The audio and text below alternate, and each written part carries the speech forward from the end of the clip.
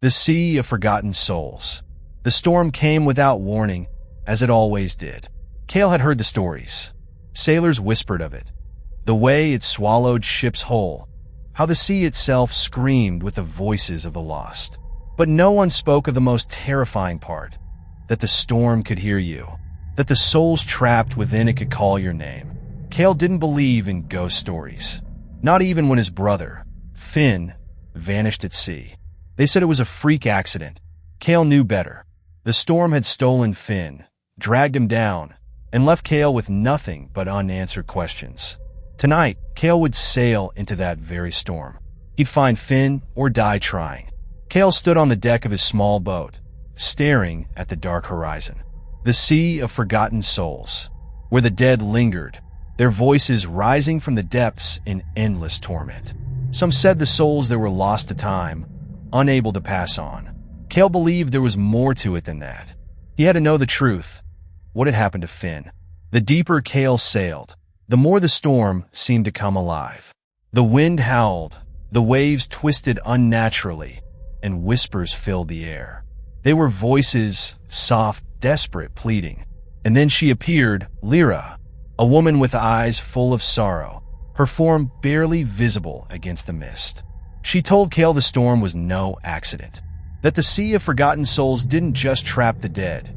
It was alive, feeding off their regrets, their unfinished business. She said Kael had to go deeper, to the heart of the storm, where the truth about Finn's death would be revealed. But Lyra wasn't just a guide. She had her own reasons for wanting Kael to reach the center. She was trapped too, cursed to wander the storm for centuries. She claimed she knew how to end it, but Kael soon realized that her help came with a price. With every mile Kael sailed deeper into the heart of the storm, the voices of the dead grew louder, more urgent. Figures rose from the water, shadows of those who had been lost, their faces frozen in anguish. Some reached out, trying to communicate, but their words were twisted by the storm. "Finn!" Kael shouted, his voice barely heard over the wind. "Finn, are you there?" The storm seemed to answer.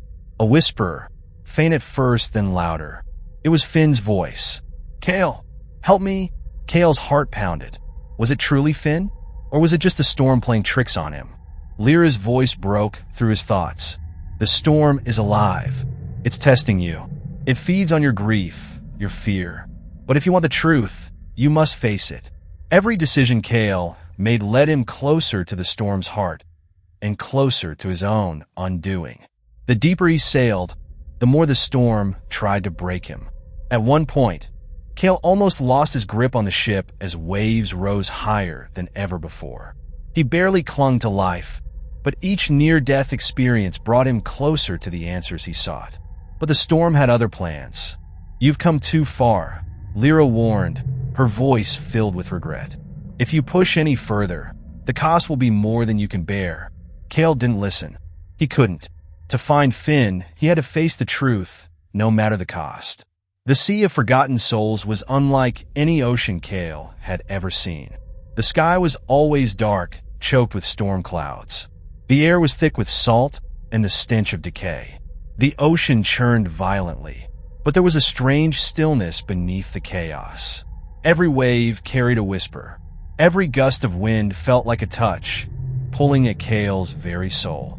The deeper Kael went, the more the world seemed to bend around him. The sea wasn't just a place. It was a reflection of the spirits trapped there, of their sorrow, anger, and unfulfilled desires. As Kael sailed deeper, it was as though the sea was becoming part of him, feeding off his grief, growing stronger. Kael's determination was unmatched, but as he ventured further into the heart of the storm, he began to confront not just the dead, but his own demons. His guilt over Finn's death, his fear of never finding closure, it all came rushing back. Lyra, too, had her own story, a tragic one. A woman who had been lost to the sea centuries ago, caught in the same storm, forever chasing peace, but never finding it. Kael realized that the storm didn't just trap the dead. It trapped them because they couldn't let go of the past. It was a prison for those who refused to face their regrets. And Kael had to decide. Would he release his brother, Or would he stay trapped in the storm with the ghosts forever? As Kael reached the heart of the storm, he finally saw Finn. But it wasn't the brother he remembered. The figure that appeared from the water was a shadow, a fragment of the past. Finn's eyes were empty, his voice hollow. "Kael," Finn whispered, but it was a ghost of the past, not truly him.